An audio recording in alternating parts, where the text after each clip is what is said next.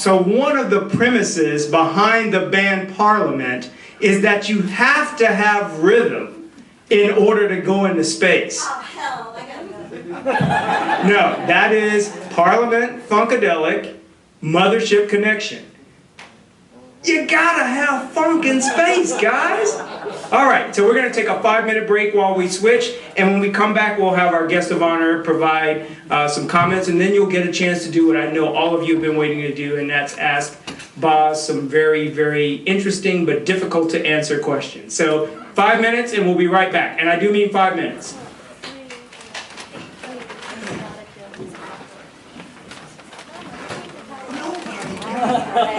Mothership Connection. When were you all born? You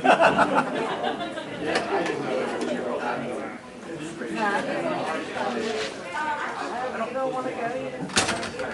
You want to stay here?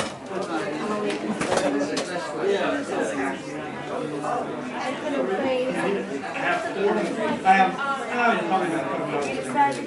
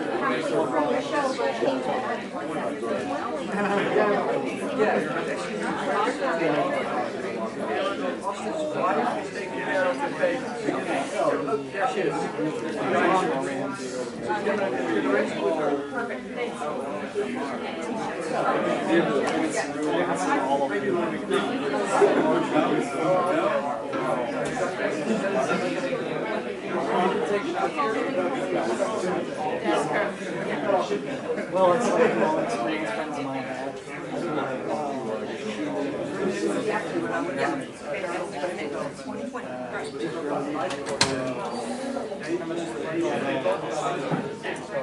They had watched the first episode.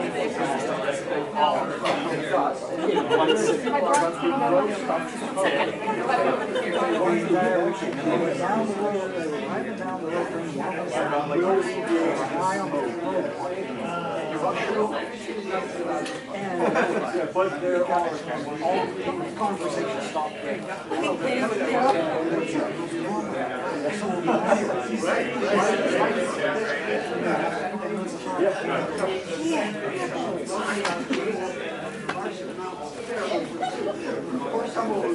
Which is true because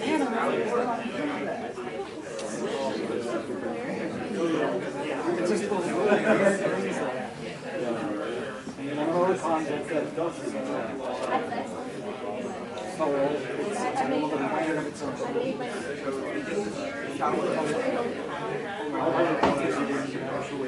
7 years ago. That was back in my family.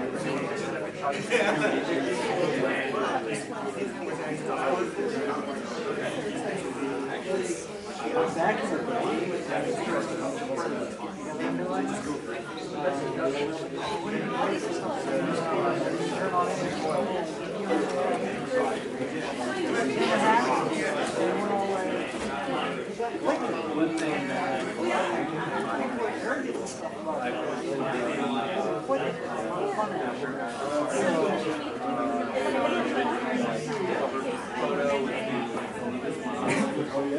whether I go or something else.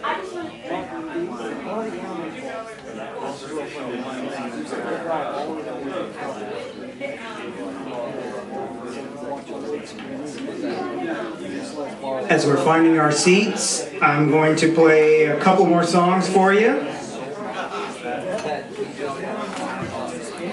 All right. So I'm hoping that more of you will know this song, but since it's an older song, you may not. Let's see how this one goes.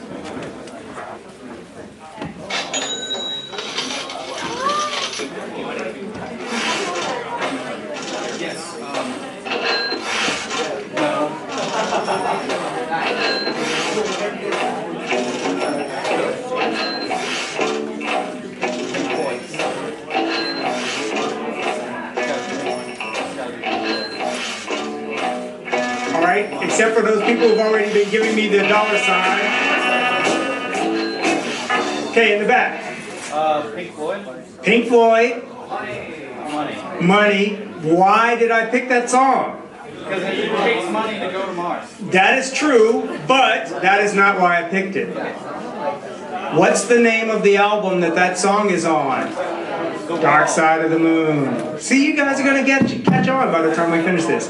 Okay, I think it's hard to pick a highlight in a day like this. I think it's all been great, but I think we would all agree that our next speaker is someone we're all anxious to hear from.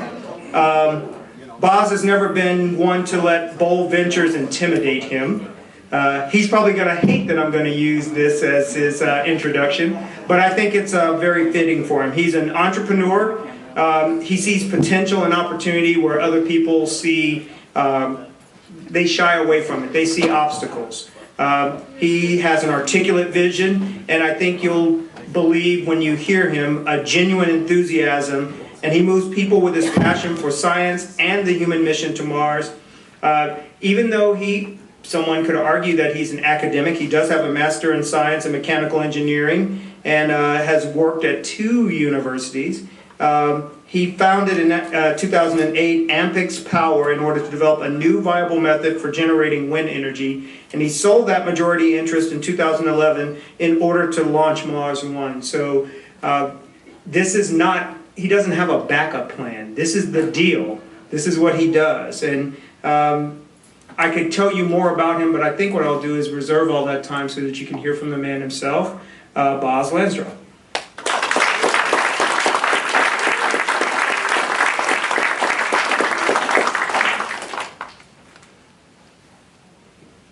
So what I'm going to do today is not tell my usual speech, because I think most of you have watched something online.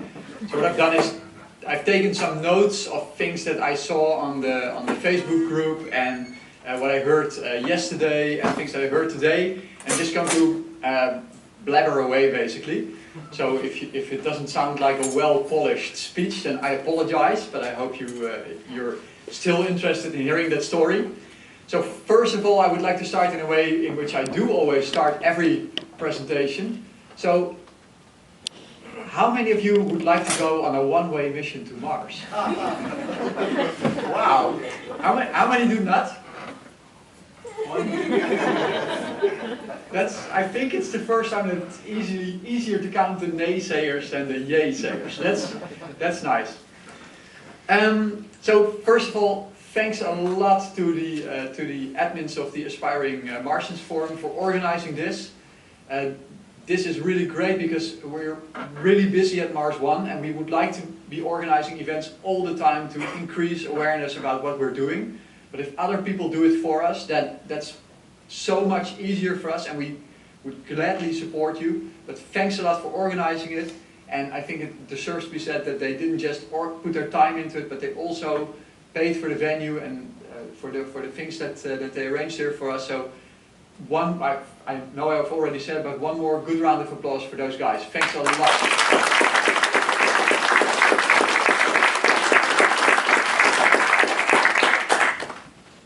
So it's really interesting for us to be here with people who think the same about going to Mars. And that's wherever I go, wherever I tell the story, it's always the people who don't want to go that are in the majority. So that's why it's of course a really easy crowd for me. But at the same time it will be a very critical crowd, so I'm really looking forward to your questions in the end. But you know, yesterday I was on CBS This Morning and Gail, one of the hosts who was interviewing me, she found out during the interview that it was a mission of permanent settlement. And you could see the shock in her face. This was something, it's so different from what people are used to, that they are shocked when they hear about it. And that's not so strange. I mean, when you hear it at first, you think, they're going to die on Mars. And they're going to Mars to die. But of course we're not going to Mars to die, we're going to Mars to live. And that's something that takes some time to get used to. And you can tell when you talk to people more often. I meet some journalists, I meet them more often, and the first time they're very critical and cynical, not necessarily about the technology, but about who would like to do that. People can't imagine that there are people who would like to do this. And then, to you it would probably be really difficult to explain that there are people who would not like to do that. And these people will never really understand each other. And the people who want to go, I want to go to Mars. I cannot understand how someone would not like to go. I mean, it's the biggest thing you can do, and to go there, and for me personally, it's to build. I'm a builder. I want to build a new place for humans to go, to be able to make a new society. That's what you're doing. I mean, how big can you build? You're building a new place. And to think that other people are not interested in doing that, that's something that's very strange. But for them, it's at least equally strange. And at least we are confronted with the people who say, what?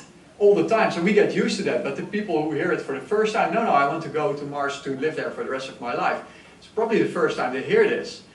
And it will take some time before people get used to that. But what I like about what we are doing in Mars One is that even if we don't succeed in doing this, then we will have planted that seed for permanent settlement missions. And this is in my opinion, it's the only way that we're going to do this anytime soon. Because if we wait for bigger rockets, which are not necessary because we're not going to Mars, for bigger payload variants, which are not necessary because we're not going to Mars, it's just never going to happen. We need to do it, as Zubrin actually very eloquently explained, we need to do it with the stuff that we have today. And the only way you can do it with the stuff we have today is by going there to stay. It was even a rhyme.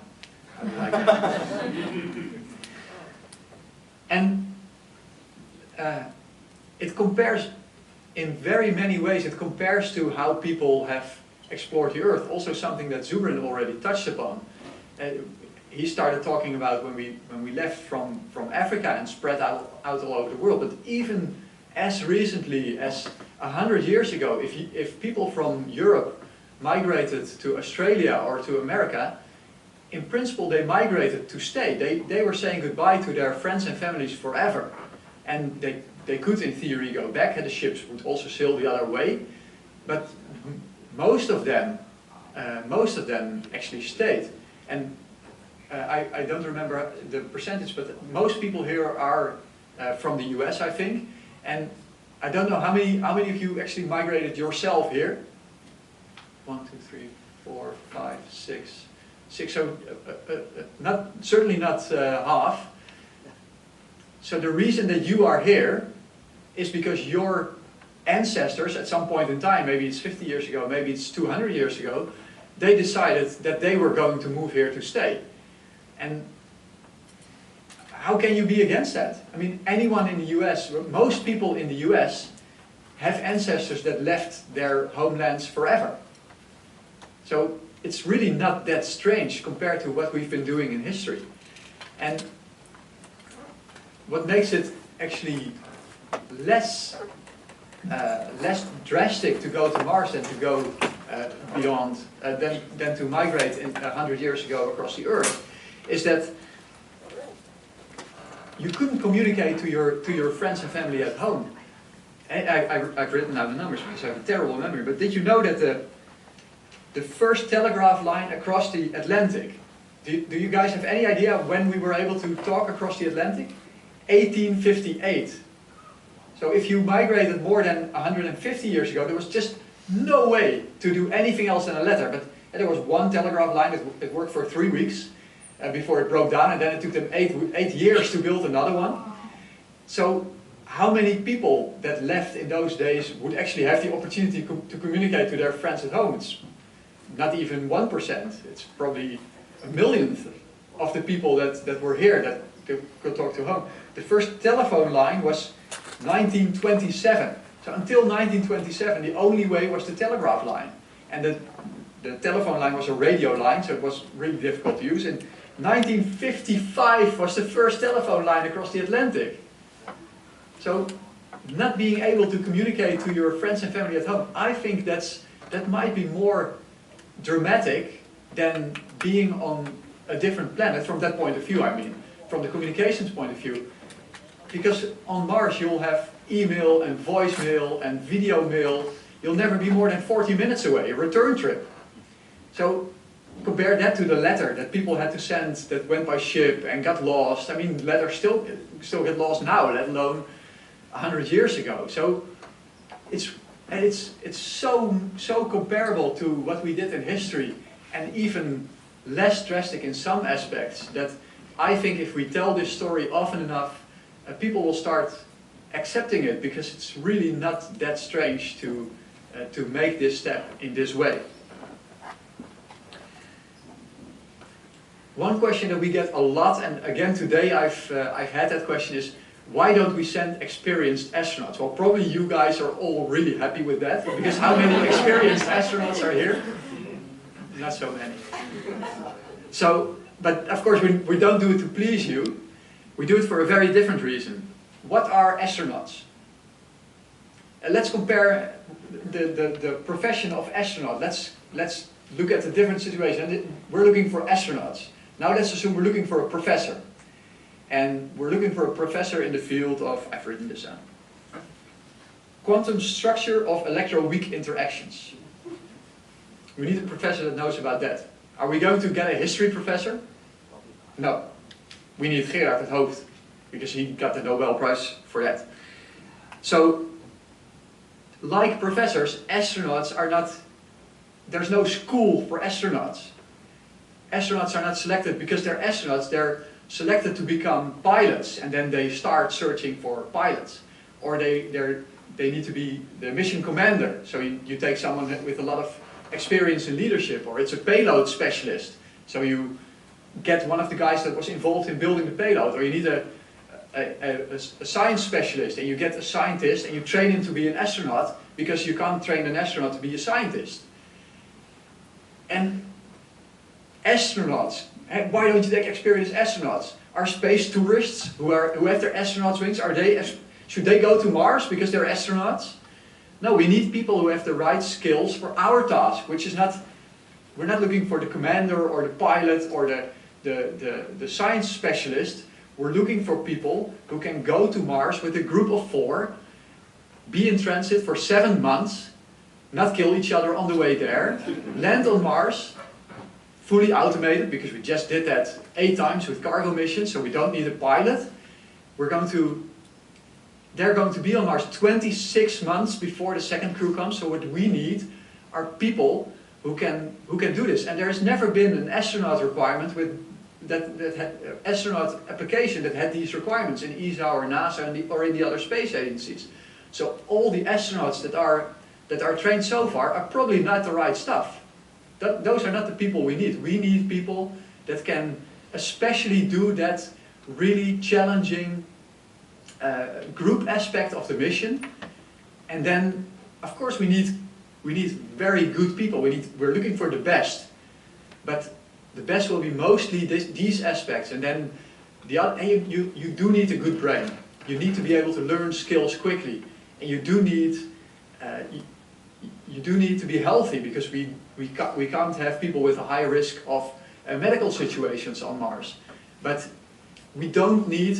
I've made this joke with our ambassador Gerard het Hoofd, the Nobel Prize winner, who is a theoretical physicist. We don't need a theoretical physicist on Mars. I mean, he can work on his quantum weak interactions here on Earth. We don't need him to do that on Mars. What we need on Mars is people who can fix anything and anyone that breaks. And you need to grow your own food. So the 3 main skills that you will learn are growing your own food, repairing anything that breaks and maintaining it, and installing it, and taking care of each other. And that's the things, but those are not the most complex things in the world. You can teach anyone to take care of a broken bone, of how to do dental care. Those are not things that we will be looking for. We will be looking for your ability to function in a group. So I hope I answered that question once and for all now. So, selecting these people, you have to realize that a mission of permanent settlement is completely different from anything that we've ever done before. So we're going to need completely different astronauts. So, this idea of permanent settlement, let me see, did I want it? The idea of permanent settlement has always been, for me, the way to do it. When I came up with the idea of Mars One, I'm sure you heard all that in the presentation before. It was about 16 years ago when I saw the images of the first Mars rover, the Sojourner rover. When I saw them, I wanted to go to Mars. And I'm not an American citizen, so I have virtually no chance of being a NASA astronaut, and certainly not going to Mars. ESA doesn't really have a plan to send humans to Mars. So I thought, if it's going to happen, I'm going to have to do it myself. So I just started investigating it and reading into it and seeing, is it possible, how much would it cost. I was still a student then, I was studying mechanical engineering, so I also had to study at some point, so I left those notes aside for years and then picked it up again. But always was it my idea, I'm going to Mars to stay, because the technology to get humans from Mars back to Earth simply doesn't exist yet. And for me, that was really no issue at all. To go to a different planet to stay, it's just the next place where you live. And I'm someone who easily leaves things behind and moves on. I did that.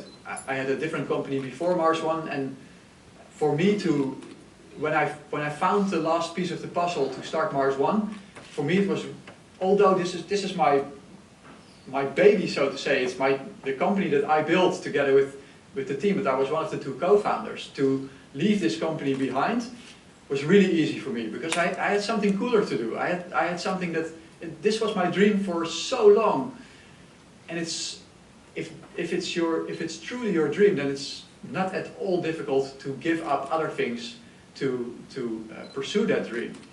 So for me, that the permanent settlement aspect, or the one-way mission aspect of it, has never been an issue. And I submitted, obviously, the would you apply if it was a 1-year mission question. I'm not sure if I would take that, if I did not, they kind of dodged the question by saying, no, but we would make sure we'd stay alive. But it's not that simple. If you don't bring the technology to stay alive, Mars is no place to raise your kids. And if you don't have the technology to stay alive and you go there with the technology to stay alive for a year, it's very improbable that you're going to stay alive, because otherwise we would have made those really tiny tweaks and made it a permanent settlement mission. I think I wouldn't do that, but I know that there are people who would do it, and people say, but you have to be crazy to do the permanent settlement mission. I don't even think that the people who would do it for a year, I don't think they would be crazy. If this is your goal in life and this is what you want to do, why not? It's your choice. You have to do in life what you want to do. And I think Sarah's father said it very accurately when he said, most people are living plan B. I think that's a really good remark. A lot of people don't do what they want to do. And I think you should give anything in life to do what you want to do, because that's the only way you're going to be truly happy. And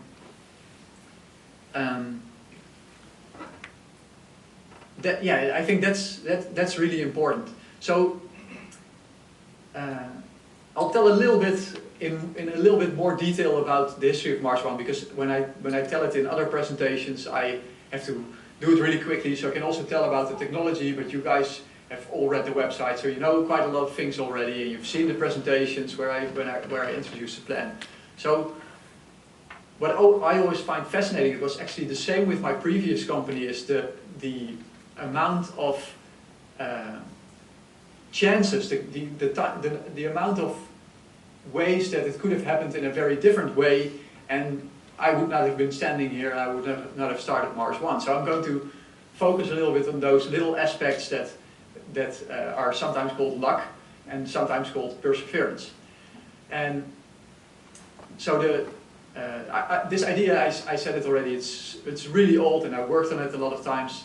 But what's kind of lucky is how I met Arno, because I could never have founded Mars 1 without Arno as one of my co-founders, because he knows about space and I don't. I mean, he still works 4 days a week in the European Space Agency.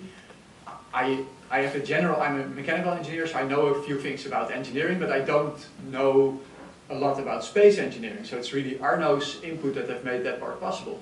But I met Arno because I was doing my master thesis in a company that researched artificial gravity. So I was developing a tether deployer for an artificial gravity system.